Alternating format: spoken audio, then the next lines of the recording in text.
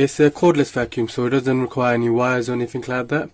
It comes with a carry case, a mains plug, charging cable.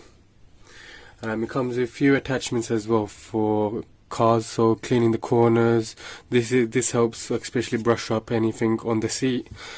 You got these ones as well. These are for the corners, and this is just like the extendable power pipe as well.